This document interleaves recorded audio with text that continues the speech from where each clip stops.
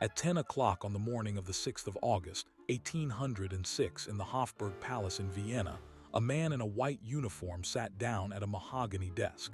His name was Francis II. He was the Holy Roman Emperor. For the last 14 years he had held that title, passing it down a line that stretched back more than 8 centuries. He placed a sheet of paper in front of him. The paper was a declaration of abdication. He read it once, then he signed it. That signature took less than a minute. The empire had lasted 1,006 years. It ended with a stroke of a pen. Outside the palace, the streets of Vienna were quiet.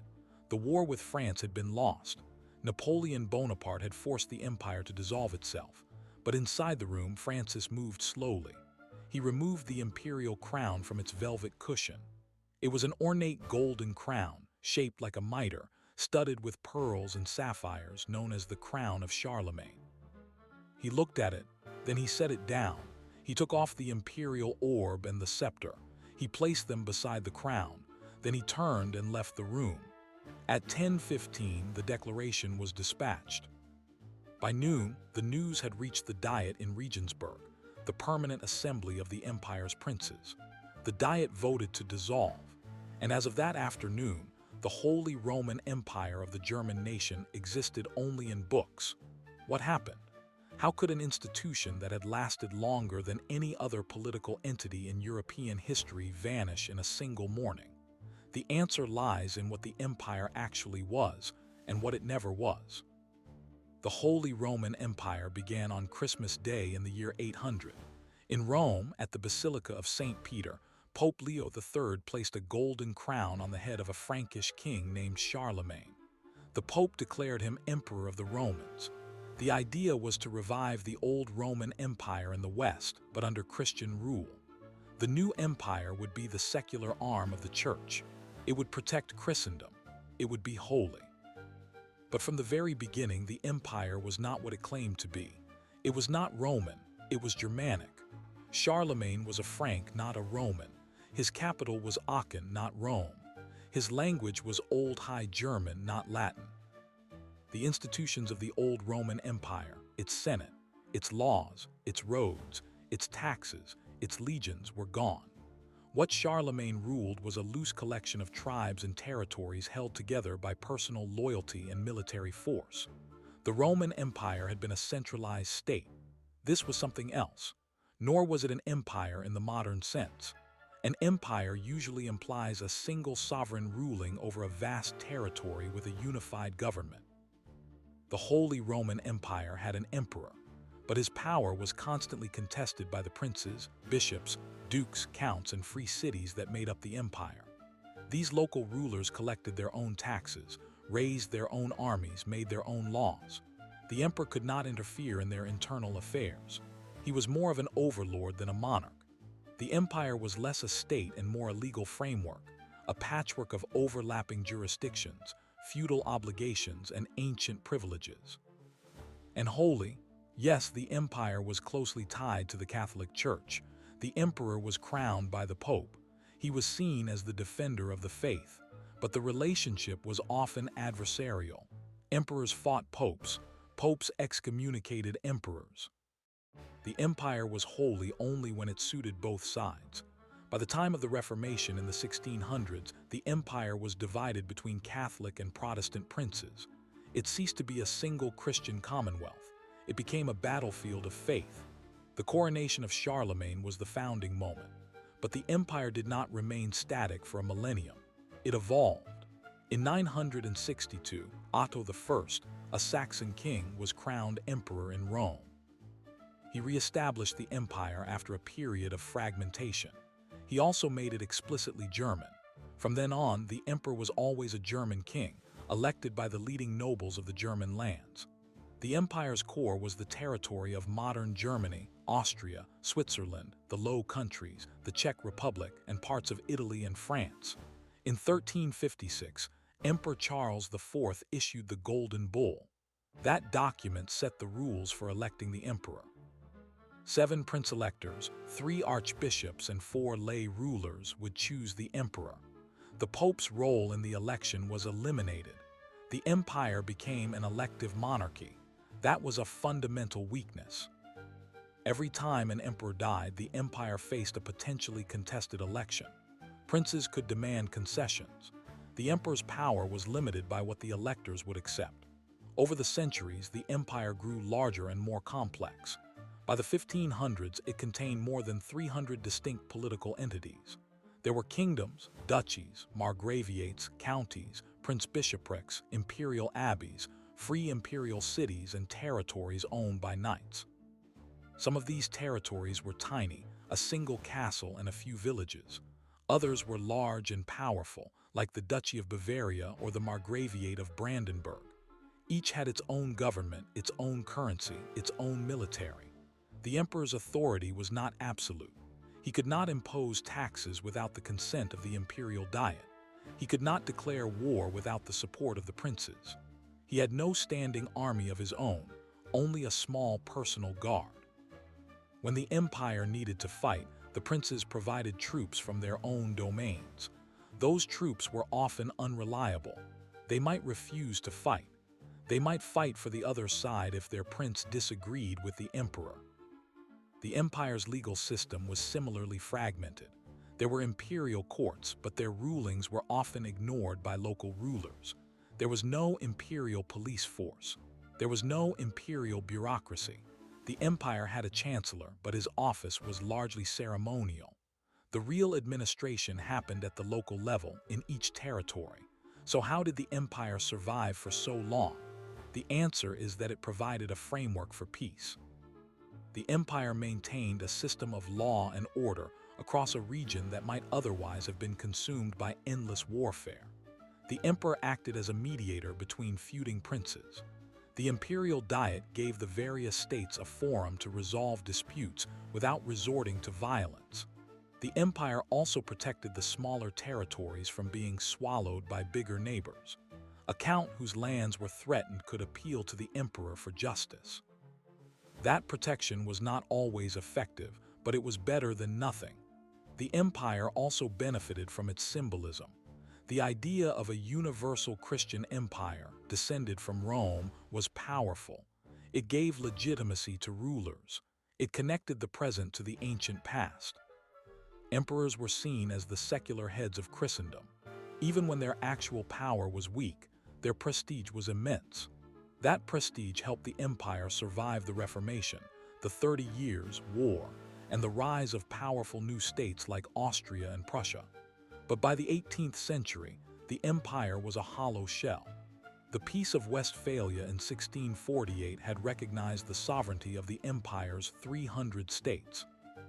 Each state could now make treaties, conduct foreign policy, and even go to war independently.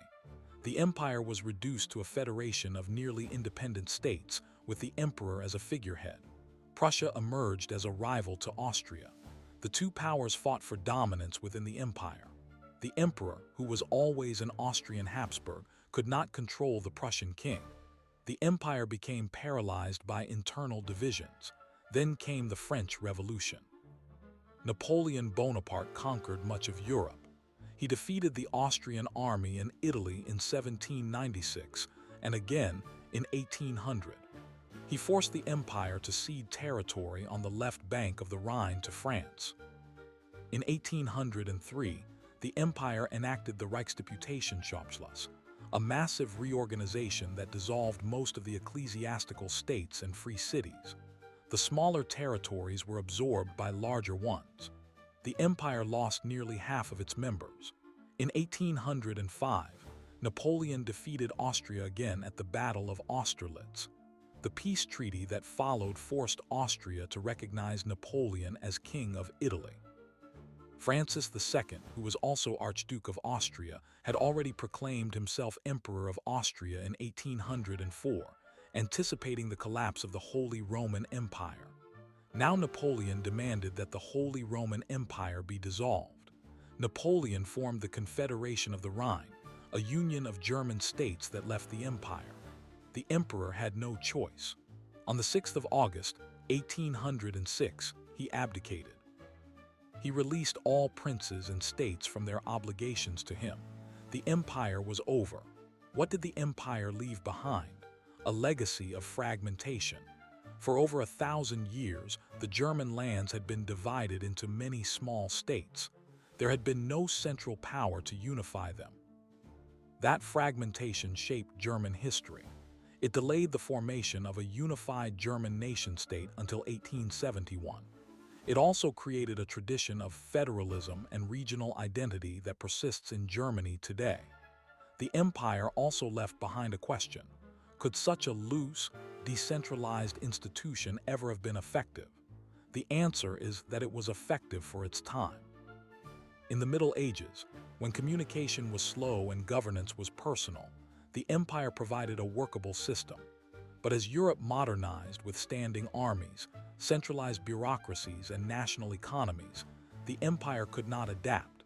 It was too slow, too weak, too divided to respond to the challenges of the 18th and 19th centuries.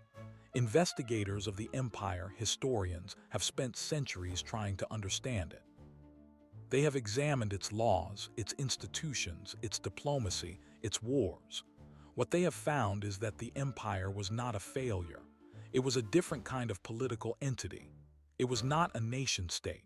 It was not an empire in the Roman or British sense. It was a medieval compromise between central authority and local autonomy. It worked when everyone respected the compromise. When they stopped respecting it, the empire died. Why does this still matter? Because the Holy Roman Empire is often misunderstood. It is dismissed as a joke, neither holy, nor Roman, nor an empire. But that joke obscures a profound reality. The empire was a 1,000-year experiment in how to govern a diverse and divided continent. Its successes and failures are directly relevant to modern Europe.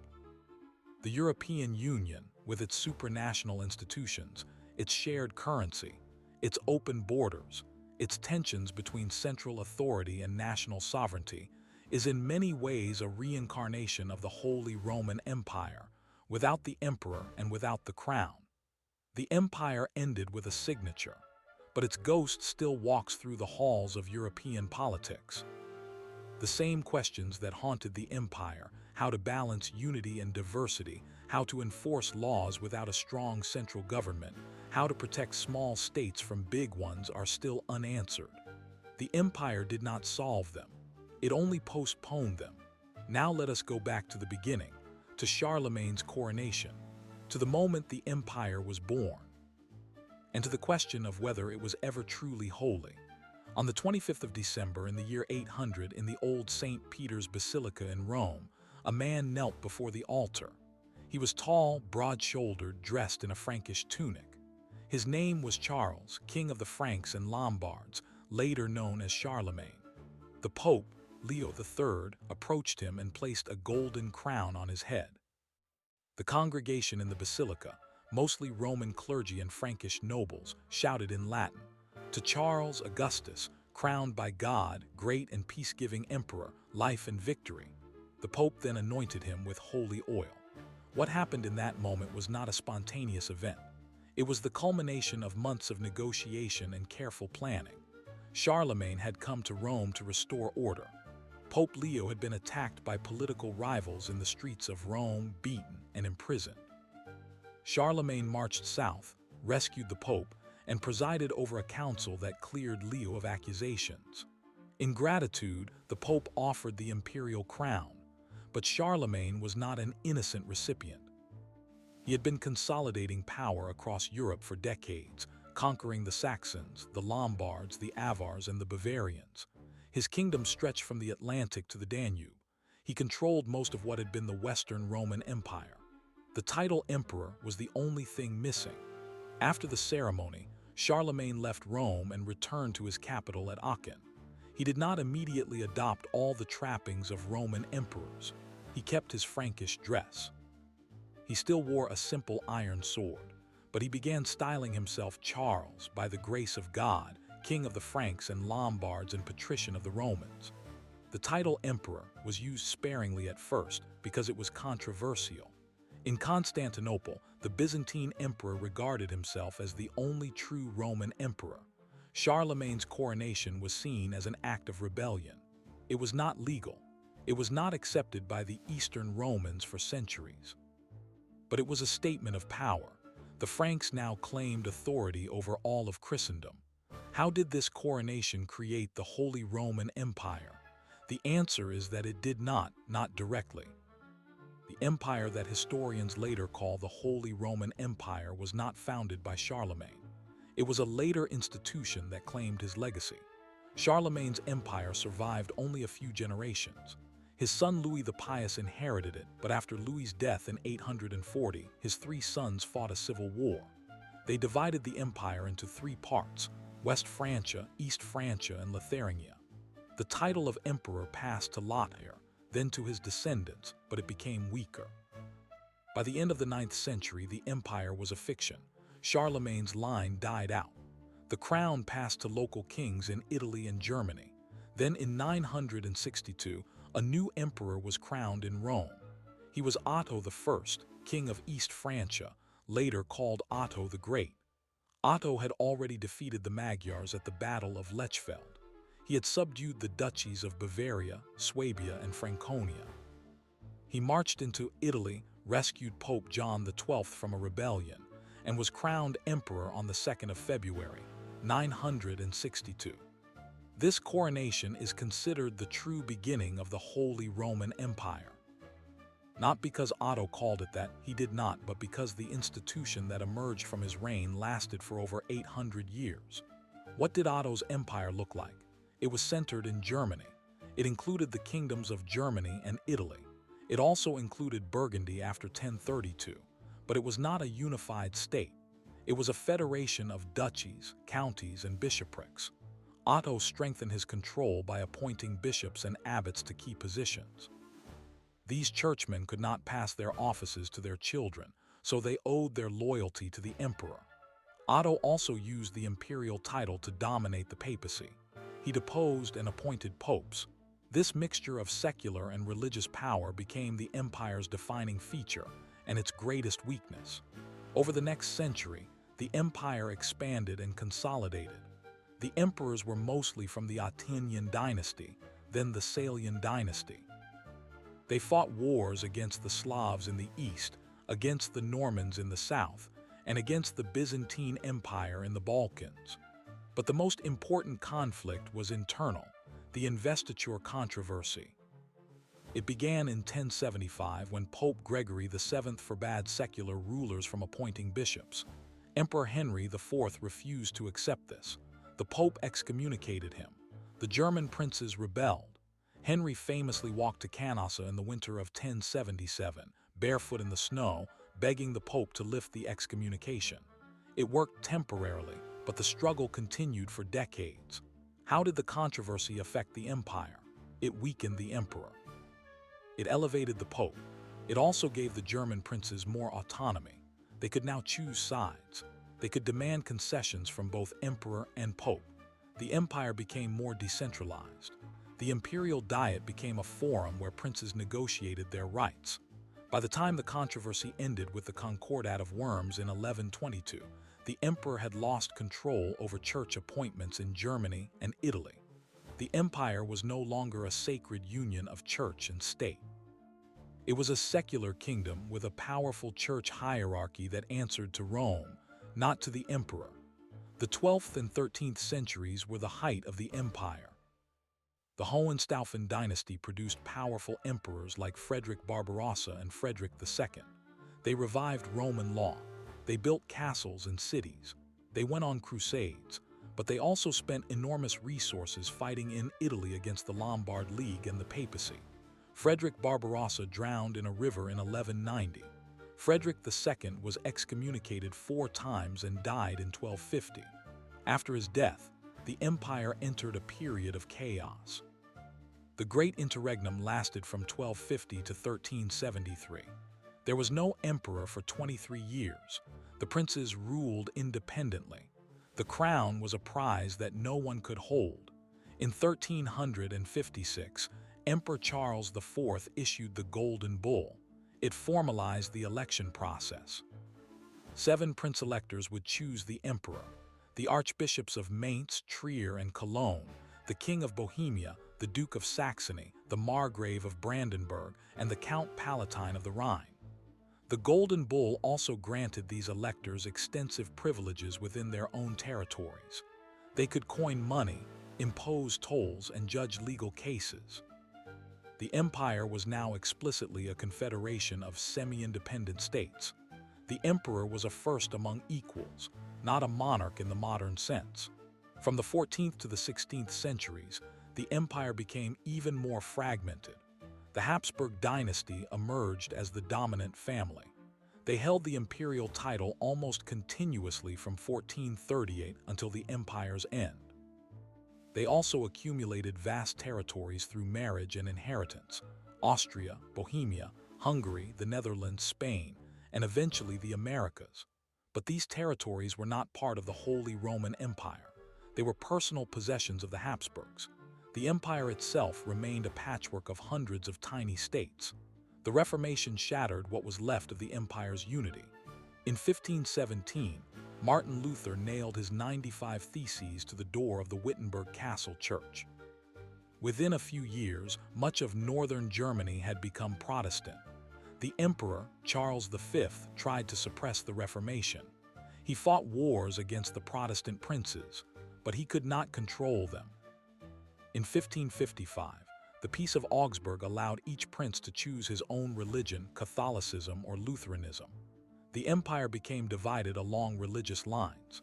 The emperor lost any claim to be the secular head of a united Christendom. The 30 Years' War from 1618 to 1648 was the final blow. It began as a religious conflict between Catholics and Protestants in Bohemia. It spread across the empire and drew in France, Sweden, Spain, and Denmark. The war was brutal. Armies marched through the countryside, burning villages, killing civilians, spreading disease. Germany lost between 25% and 40% of its population. The empire was devastated. The Peace of Westphalia in 1648 ended the war and permanently crippled the empire. Each state was now recognized as sovereign. The emperor could not act without the consent of the imperial diet. The empire became a loose confederation of nearly independent states. How could the empire have survived after Westphalia? It did, in a sense. It limped along for another 150 years. The imperial diet continued to meet in Regensburg. The courts still functioned. The emperor still collected fees and taxes from the states. But the real power lay in the major states: Austria, Prussia, Bavaria, Saxony, and Hanover. They treated the empire as a forum for diplomacy and a symbol of unity, not as a government. The emperor was a figurehead. In the 18th century, two major conflicts further eroded the empire. The War of the Austrian Succession in 1740 to 48 saw Prussia seize Silesia from Austria. The 7 Years' War in 1756 to 63 was a global war that confirmed Prussia as a great power. The empire stood by and watched. The emperor, Maria Theresa's husband Francis I, had no army to stop the Prussians. The empire had become an empty shell. Then came the French Revolution in 1789. Napoleon Bonaparte rose to power. He invaded Italy, defeated the Austrians, and forced them to sign the Treaty of Campo Formio in 1797. The empire lost the Austrian Netherlands and Lombardy. Then in 1800, Napoleon defeated the Austrians again at Marengo. He redrew the map of Germany. In 1803, the Reichsdeputationshauptschluss dissolved nearly all ecclesiastical states and free cities. The empire lost over 100 members. In 1805, the Battle of Austerlitz shattered the Austrian army. Napoleon demanded the dissolution of the empire. On the 6th of August, 1806, Emperor Francis II abdicated. He released all princes and states from their obligations. He kept his Austrian title. The Holy Roman Empire was no more. What did 974 years of empire leave behind? A puzzle for historians. The empire was never holy in the sense of being divinely governed. The popes and emperors fought constantly. The empire was not Roman. It was German with some Italian and Burgundian territory. And it was not an empire as we understand the word today. It had no single law, no single military, no single tax system. It was a collection of agreements, traditions, and customs that held together a diverse region for centuries. Why does this matter now? Because the stories we tell about the past shape our present. The Holy Roman Empire is often dismissed as a failed state, but it succeeded in maintaining peace and order for long periods. It protected smaller states from bigger ones. It allowed for regional diversity. It created a shared legal and political culture that later influenced the German Confederation, the German Empire, and eventually the European Union. The tensions between central authority and local autonomy that plagued the empire are still with us. What happens when an empire loses its meaning? It collapses, but its pieces live on. The Holy Roman Empire is gone, but its territory is now part of many nations. Its laws have become the foundation of European legal systems. Its symbolism still appears in the eagle of the German coat of arms, and its ghost still asks the same question. Can a group of diverse states cooperate without losing their identity? At 10:30 in the morning, on the 25th of February 1803, the Imperial Diet of the Holy Roman Empire assembled in the city of Regensburg. The delegates entered the Old Town Hall, a medieval building with a vaulted ceiling and wooden benches. They represented the hundreds of states, free cities, ecclesiastical territories, and principalities that still made up the empire. The mood was heavy. The Diet was about to approve a document that would dissolve nearly every ecclesiastical state and most of the free cities. It was called the Reichsdeputationsschluss. The French ambassador stood nearby. Napoleon Bonaparte had dictated the terms after his victories in Italy and Germany. The Austrian Emperor Francis II had no choice but to accept. The vote was almost unanimous. Within hours, the map of Central Europe was redrawn. Over 100 entities were abolished. Their territories were given to larger states like Prussia, Bavaria, and Baden. The church lost its political power. The free cities lost their independence. The empire lost its internal structure. What had the empire become by 1803? It was a political corpse that had not yet been buried. The Reichsdeputationsschluss did not officially end the empire. That would take another 3 years, but it removed the last remaining elements that had given the empire meaning. The ecclesiastical princes had traditionally been the most loyal supporters of the emperor. The free cities had been the backbone of commerce and local governance. When they vanished, so did the emperor's remaining authority. The empire was now a skeleton of secular states, all of which looked to their own survival rather than to any imperial loyalty. The system had failed because it was not designed for a world with a single dominant power. For centuries, the empire had balanced the interests of its members through a complex network of rights, privileges, and mutual obligations. But when France under Napoleon became a military and political juggernaut, the empire could not respond. Its army was a collection of regional contingents that rarely fought together. Its taxes were voluntary. Its legal system was decentralized. The emperor had no standing army of his own. The empire had been a defensive federation, not an offensive state. Against a revolutionary power that moved quickly and decisively, it was helpless. How had this situation developed? The answer lies in the previous century. After the Peace of Westphalia in 1648, the empire had become a stage for diplomacy rather than a government. The emperor still held court in Vienna. The imperial diet still met in Regensburg. The imperial chamber court still heard cases. But these institutions could not enforce their decisions. When a prince wanted to go to war, he did so on his own authority. When a state wanted to collect taxes, it did so through its own treasury. The empire provided a legal framework but no muscle. In the 18th century, 2 states emerged that would eventually kill the empire: Austria and Prussia. Both were inside the empire, but both acted as independent powers. Austria, under the Habsburgs, controlled lands far outside the empire: Hungary, Bohemia, the Austrian Netherlands, and parts of Italy. Prussia, under the Hohenzollerns, had expanded into Silesia, East Prussia, and later into western Germany through the Rhineland. These 2 powers fought each other in the War of the Austrian Succession and the 7 Years' War. The empire watched from the sidelines. The emperor, who was also the Archduke of Austria, could not use imperial troops against Prussia because the empire's constitution forbade it. So the war became a private conflict between two imperial princes. The empire's weakness was exposed most clearly in the Once-Zeros. In 1792, revolutionary France declared war on Austria. The empire joined the Austrian side. The imperial army was assembled. It was supposed to be a force of around 100,000 men. In reality, it was a ragtag collection of poorly equipped, poorly trained, and poorly led soldiers. The contingents arrived late. They had different uniforms, different weapons, different languages. They fought under different commanders who often refused to cooperate.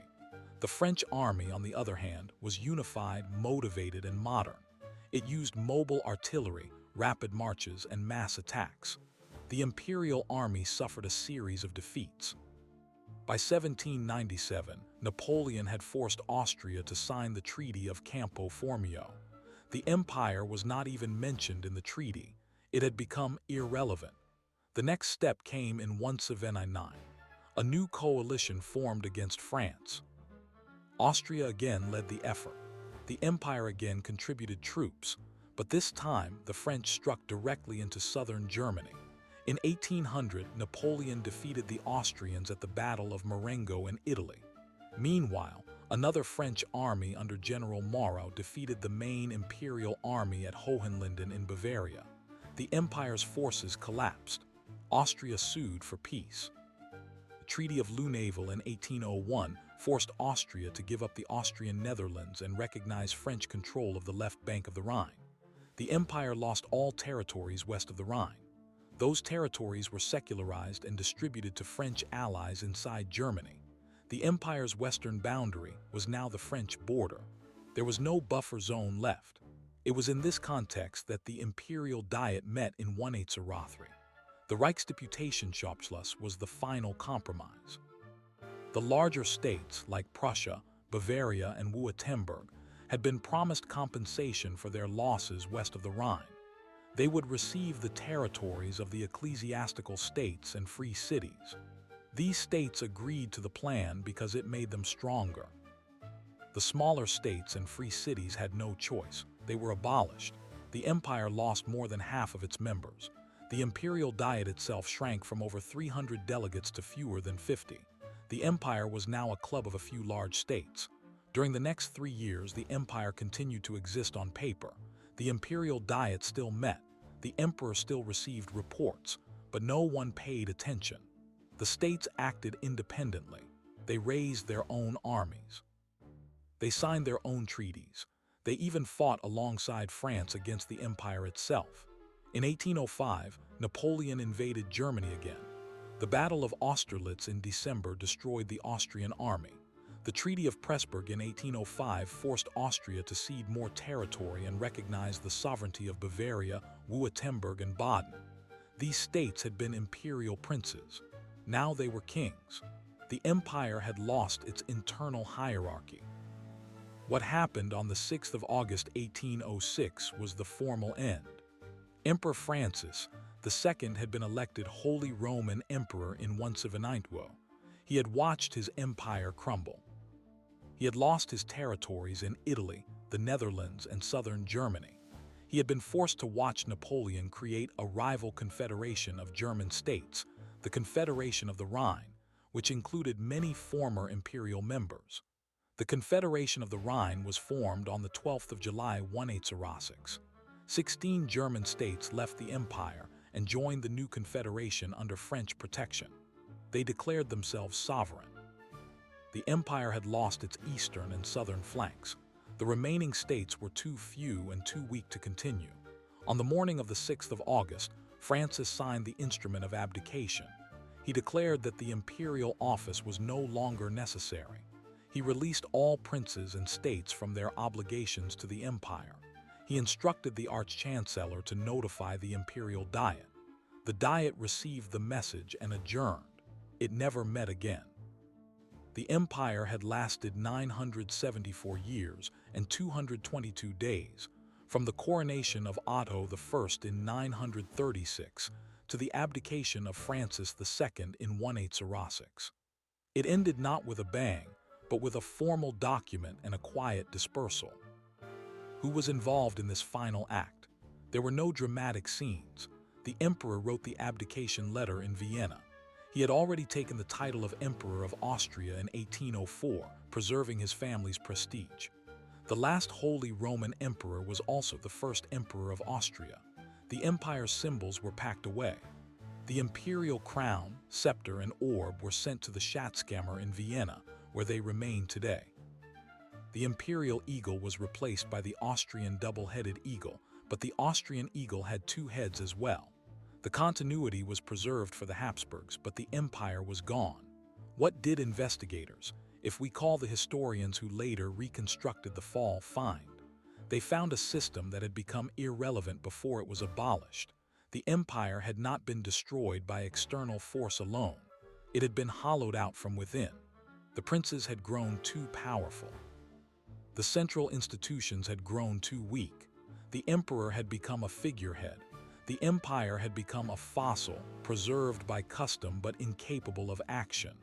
When Napoleon tested it, it shattered. But why does this matter?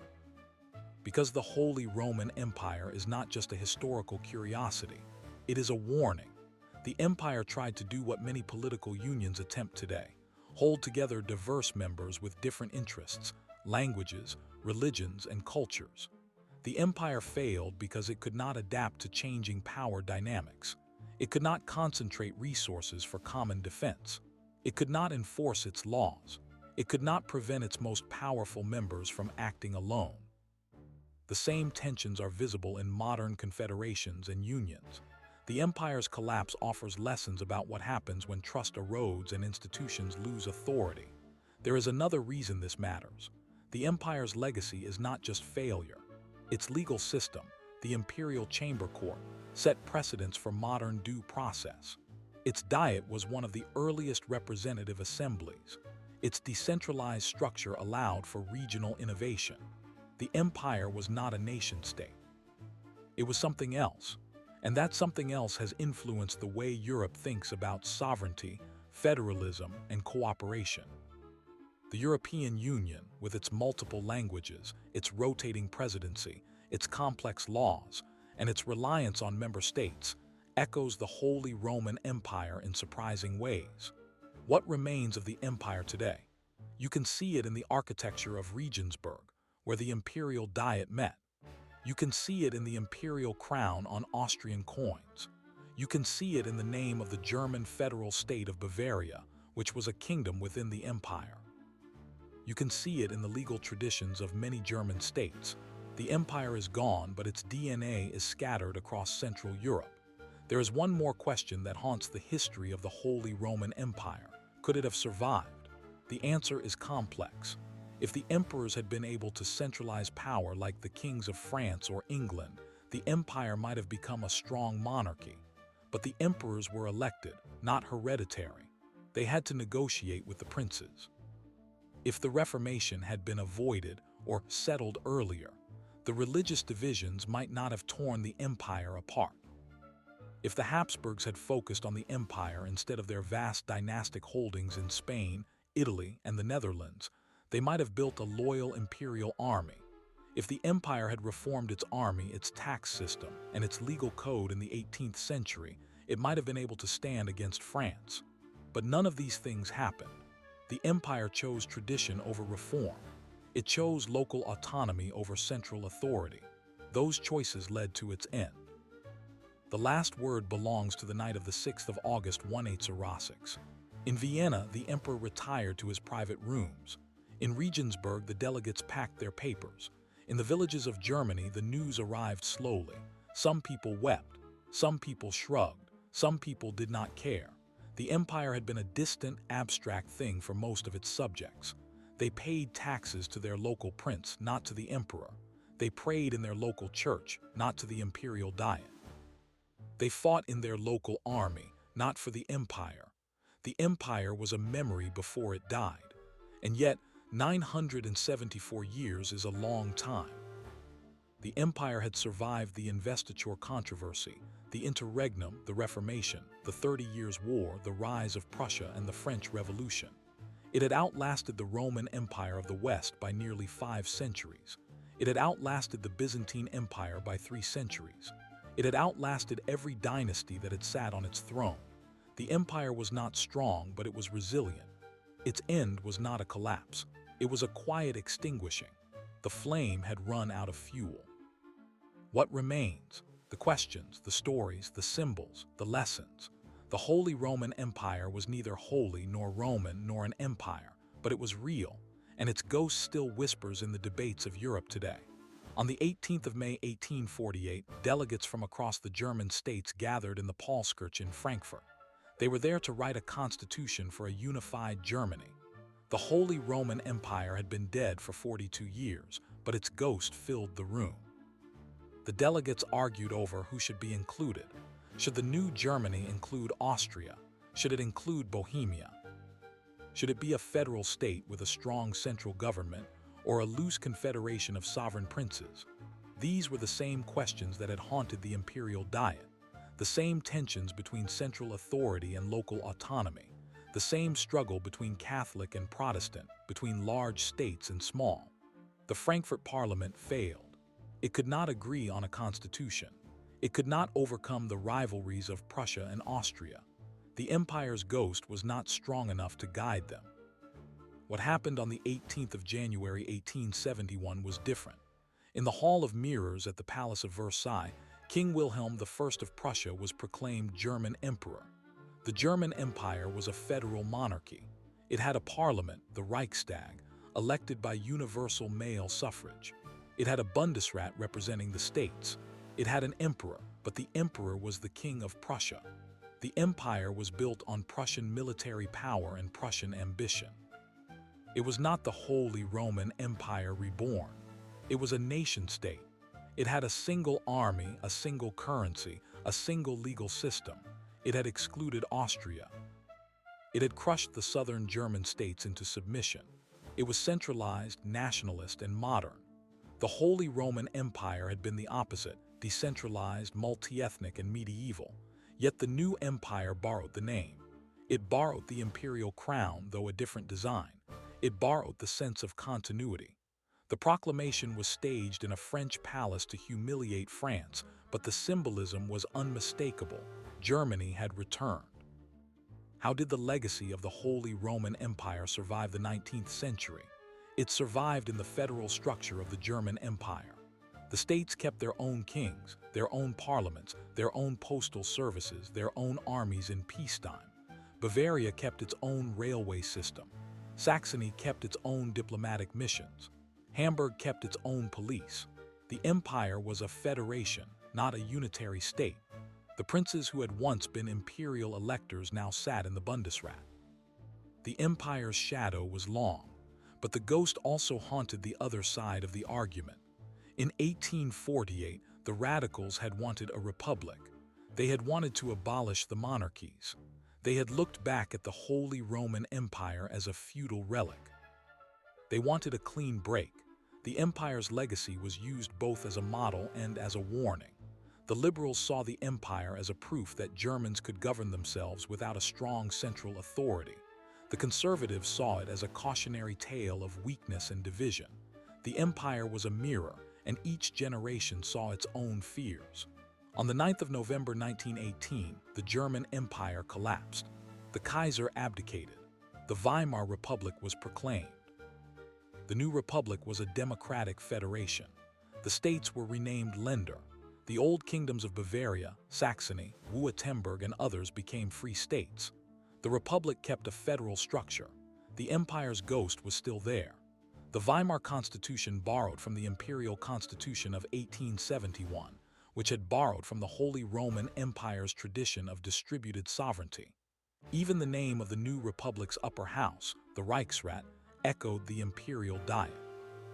But the ghost was not benign. The empire's legacy also included fragmentation, regional resentment, and the difficulty of unifying a diverse country. The Weimar Republic struggled with hyperinflation, political violence, and the rise of extremism. Many Germans blamed the Republic for the Treaty of Versailles and the loss of the war. They looked back to the Second Empire, not the Holy Roman Empire, as a golden age.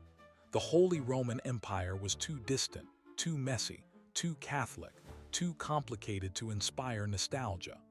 On the 30th of January 1933, Adolf Hitler became chancellor. The Nazi regime dismantled the federal structure.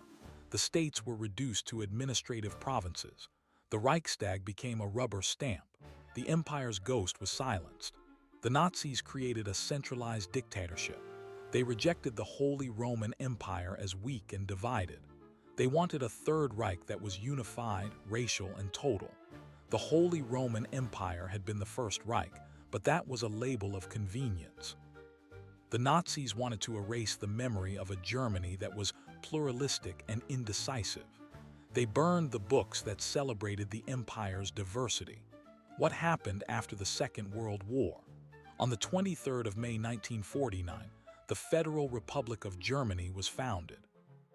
The Basic Law established a federal republic with strong states, the Länder. The Founding Fathers deliberately chose a decentralized system to prevent another dictatorship. They looked back to the Holy Roman Empire as a model of how to balance power. The Bundesrat was revived. The states regained their own constitutions, their own parliaments, their own police. The federal government had limited powers. The ghost of the empire was officially invited back. On the 7th of October 1949, the German Democratic Republic was founded in the East. It was a centralized socialist state. The Länder were abolished.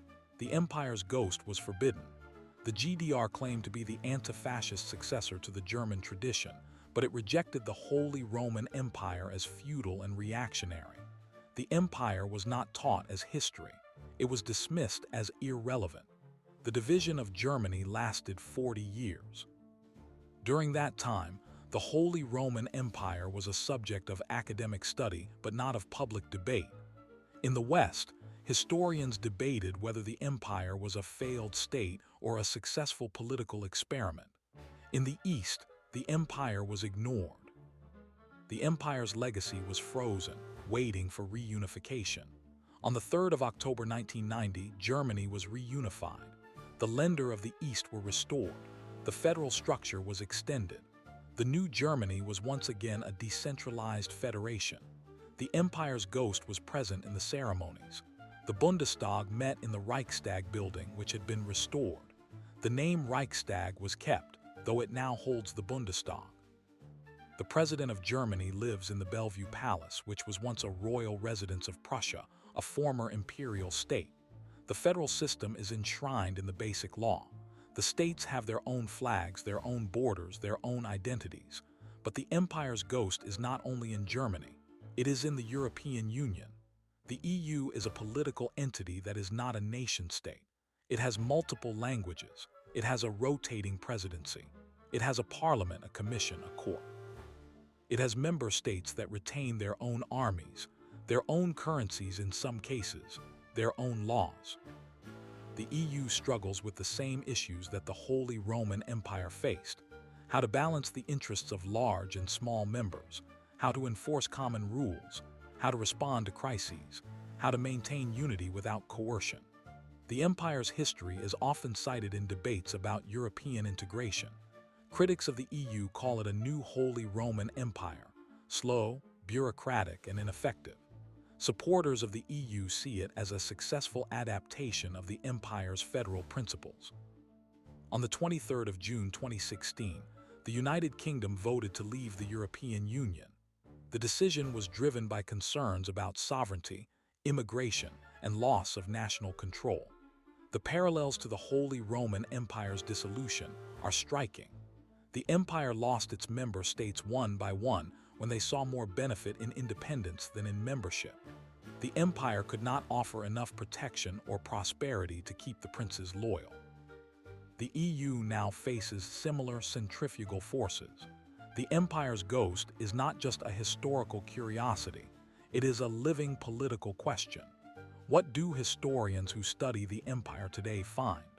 They find a system that was more sophisticated than its reputation suggests.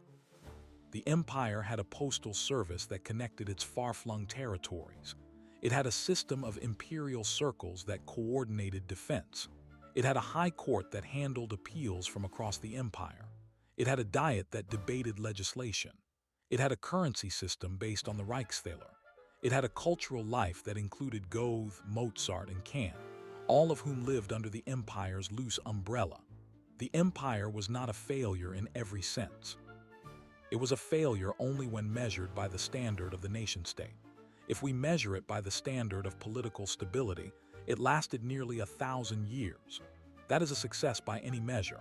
But the empire also had deep flaws. Its army was a mosaic of contingents that often refused to fight together.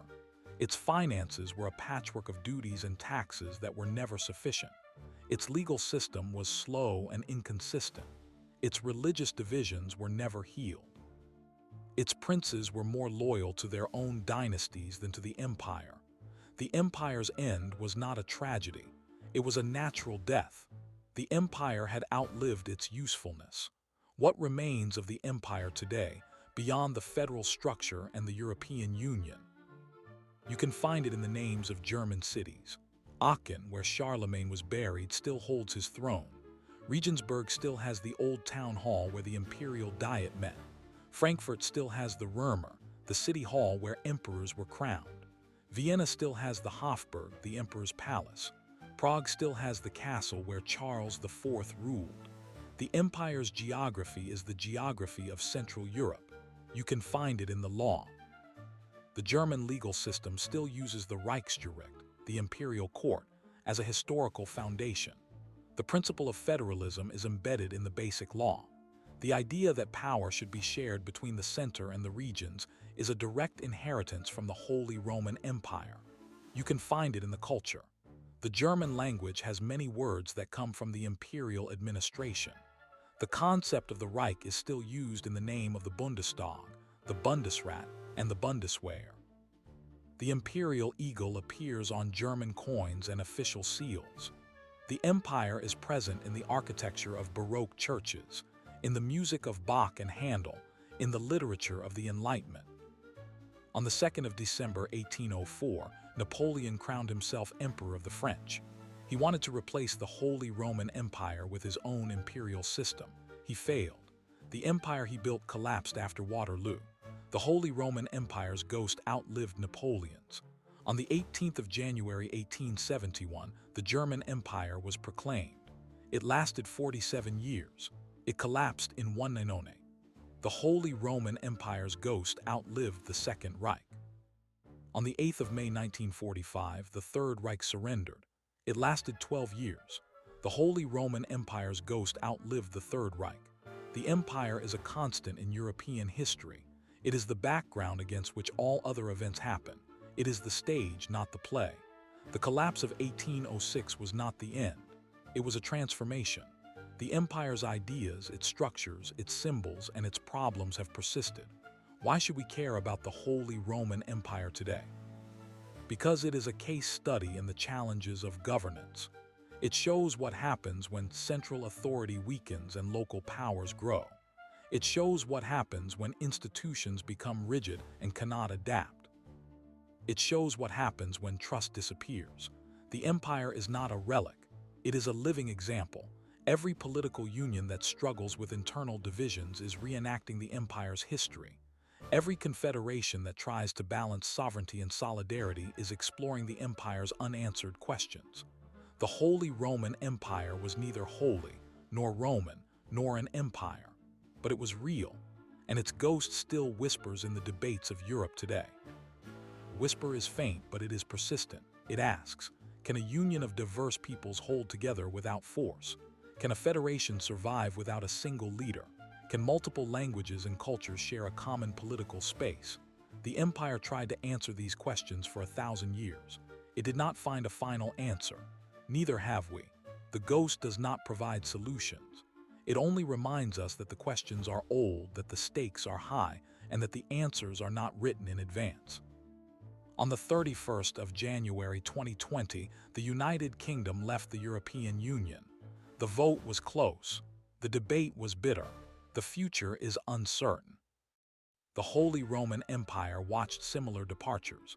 the Dutch Republic in 1581, the Swiss Confederacy in 1648, the Italian states in the 1790s, the southern German states in 1806. Each departure weakened the whole. Each departure was driven by a sense that membership no longer served the members' interests. Each departure left the remaining members more vulnerable. The empire's story is not over. It is being retold. What will happen to the European Union? Will it centralize into a superstate, or will it dissolve into its component nations? Will it find a new balance between unity and diversity? The Holy Roman Empire suggests that neither extreme is likely. The empire did not become a nation-state. It did not dissolve into chaos. It drifted for centuries in a middle state, neither strong nor weak, neither fully alive nor fully dead. That drift was its defining characteristic. It was a system that managed decline with dignity. It is not a model to emulate, but it is a mirror to study. On the 6th of August 1806, the empire ended, but its ghost did not sleep. It traveled through the 19th century, through the wars, the revolutions, the unifications, and the divisions. It arrived in the 21st century, older than any living state, wiser than any political theory. It waits, it watches, it whispers, and we continue to listen. At 2:34 p.m. on the 9th of November 2023, the German Federal Constitutional Court in Karlsruhe issued a ruling. It was a dry decision about fiscal policy, but its implications reached deep into the empire's shadow. The court declared that the government's supplementary budget for 2021 violated the debt brake enshrined in the Basic Law. The reasoning turned on the principle of federalism, the same principle that had once held the Holy Roman Empire together and then let it drift apart. The court found that the federal government could not borrow money designated for pandemic relief and then use it for climate projects without consulting the states. The states, the lender, had been sidelined. The court reminded everyone that the federal system is not a convenience. It is the foundation of the post-war German state, a direct inheritance from the empire's decentralized structure. What happened next? The government scrambled. The coalition parties argued. The budget had to be rewritten. The opposition called it a crisis. But the deeper story was not about finance. It was about the ghost of the old empire. The German Basic Law was written after 1945 with the explicit goal of preventing another centralization of power. The drafters looked back at the Weimar Republic, which had collapsed into dictatorship, and further back at the Holy Roman Empire, which had collapsed into chaos. They designed a system where power is shared between the federation and the states, where the federal government cannot override the states without broad consensus. That design is a direct echo of the imperial diet, the imperial circles, the imperial courts. The empire's failed structure was studied and then rebuilt as a safeguard. Consider the scene in Karlsruhe on that November day. The court is located in a modern building, but its authority derives from a long tradition of imperial justice. The Holy Roman Empire had the Reichskammergericht, the imperial chamber court, established in 1495. It was one of the first supreme courts in Europe. It handled disputes between princes, between estates, between towns. It was slow, expensive, and often ignored, but it existed. That court was a precursor to the Federal Constitutional Court. The same questions that haunted the Reichskammergericht now haunt the Bundesverfassungsgericht. How to enforce rulings against powerful states, how to maintain legitimacy when compliance is optional, how to be an umpire when the players are sovereign. On the 12th of September 2022, the state of Bavaria announced it would not comply with a federal mandate on renewable energy. The mandate required a certain percentage of land to be set aside for wind turbines. Bavaria said no. The state argued that land use was a state competence. The federal government threatened legal action. The standoff lasted months. Compromise was eventually reached, but not before the ghost of the empire had made its presence felt. In the Holy Roman Empire, the larger princes, Bavaria among them, had often defied imperial decrees. The emperor had no army to enforce them. The empire survived by negotiation. not coercion. Bavaria's defiance in 2022 was a replay of that old drama. The modern state cannot be forced. It must be persuaded. How did this happen? The answer lies in the empire's institutional memories. When the German states were unified in 1871, the architects of the new empire deliberately preserved the autonomy of the kingdoms within it. Bavaria kept its own postal service, its own railway, its own army in peacetime. The princes remained. That tradition of regional identity never died. After 1945, when the Allies recreated German states, they insisted on federalism as a guard against future tyranny. They drew the borders of the Länder based on historical regions that often corresponded to old imperial territories. The state of Saxony corresponded roughly to the old electorate of Saxony. The state of Baden-Württemberg covered the old Duchy of Swabia and the Margraviate of Baden. The state of Thuringia was a patchwork of old imperial small states. The empire's map was not erased, it was repainted. On the 8th of December 2016, the German Bundestag passed a law requiring all new cars to have an emergency call system. The law was challenged by the state of Lower Saxony, which argued that road transport was a state matter. The case went to the Constitutional Court. The court upheld the federal law, but the debate revealed the same tension that had always existed in the empire. Who decides the common rules? In the old empire, the Diet would pass a resolution, but each prince would decide whether to implement it. The resolution had moral weight, not legal force. The modern federal system has more teeth, but the habit of autonomy remains. Lower Saxony lost that case, but it won later battles over school policy, police funding, and media regulation. The ghost of the empire is not just in legal structures. It is in the language. German politicians still speak of the Bund, the Länder, the Reich. The word Reich is no longer used for the state, but it appears in compound words: Reichstag, Reichsgericht, Reichskanzler. The empire's vocabulary is embedded in daily speech. When a German says Bundesrepublik, the word Bund echoes the old confederation. The empire's terminology is a fossil that still lives. Consider the human consequences of this inheritance. On the 15th of August 2015, during the migrant crisis, the German chancellor opened the borders. The decision was made unilaterally. Several states, especially Bavaria, were overwhelmed by the number of arrivals. The state government demanded that the federal government close the border. The federal government refused. The tension between Berlin and Munich became a national drama. Volunteers in Bavaria set up makeshift shelters, but the state's resources were strained.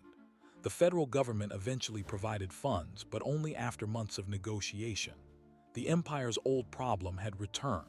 When a crisis hits, the center cannot act without the periphery, and the periphery cannot act without the center.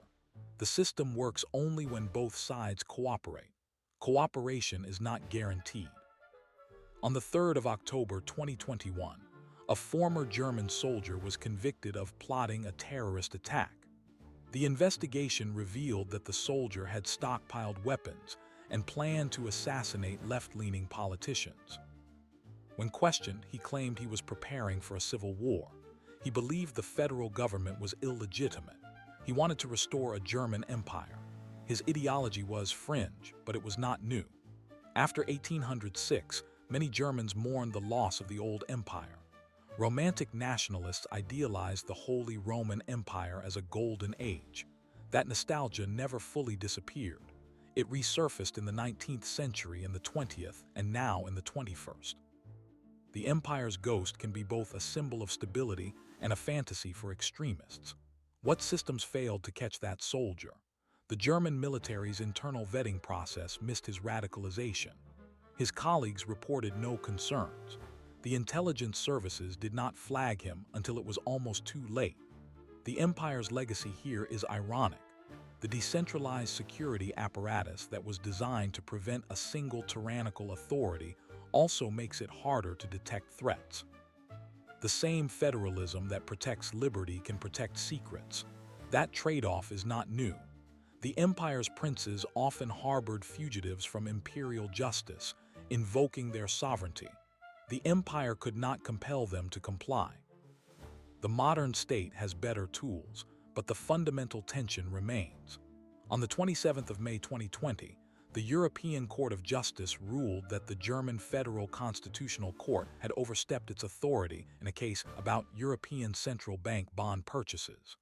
The German court had declared the ECB's actions partially unconstitutional. The European Court said that was a challenge to the supremacy of EU law. The standoff was unprecedented. The German court eventually backed down, but not before the ghost of the empire had shown itself. In the Holy Roman Empire, the imperial court and the papal court often competed for jurisdiction. States would play one authority against the other. The modern equivalent is the tension between Karlsruhe and Luxembourg. The empire's old problem of multiple overlapping jurisdictions never really ended. Why does this matter? Because the Holy Roman Empire is not a museum exhibit. It is a living political system whose habits, structures, and unresolved conflicts continue to shape Central Europe. Every time a German state challenges a federal law, every time a European Union member state defies a directive, every time a court tests the limits of its jurisdiction, the empire's ghost is watching. The empire was neither holy nor Roman nor an empire, but it was a laboratory for complex governance. That laboratory never closed. The experiments are still running. On the 1st of January 2002, the euro was introduced as a physical currency. Germans gave up the Deutschmark, the symbol of post-war stability. Many were reluctant. The transition was smooth in most places, but in some shops in Bavaria and Saxony, cashiers quietly accepted marks for years. The habit of trusting local currency over a common one echoed the empire's old fragmentation. The empire had no unified currency. Each territory minted its own coins. Merchants had to convert rates at every border. The euro was supposed to end that. But the ghost of local preference resisted. Even today, some Germans keep old marks in their wallets as a talisman. The empire's economic legacy is not just history, it is instinct. On the 20th of April 2023, the German government announced a plan to subsidize the relocation of a semiconductor factory to Saxony. The state government welcomed it. The federal government provided the funds. The European Union approved the state aid. The project was hailed as a success of cooperative federalism. But behind the scenes, officials from Baden-Württemberg complained that their state was losing investment to the east. The old jealousy between imperial regions had not died. The Swabians versus the Saxons, the Bavarians versus the Prussians. The empire's ghost whispers in budget meetings, in parliamentary debates, in newspaper editorials. The words are different. The emotions are the same. How could this have been avoided? The empire's failure was not that it was too decentralized. It was that it could not adapt quickly enough when the world changed. The modern German federal system was designed to be more flexible. It has mechanisms for emergency powers, for shared taxation, for coordinated legislation. But the ghost of the empire still sits at the table. It reminds every politician that centralization breeds resistance, that autonomy is cherished, that the union is a fragile compromise.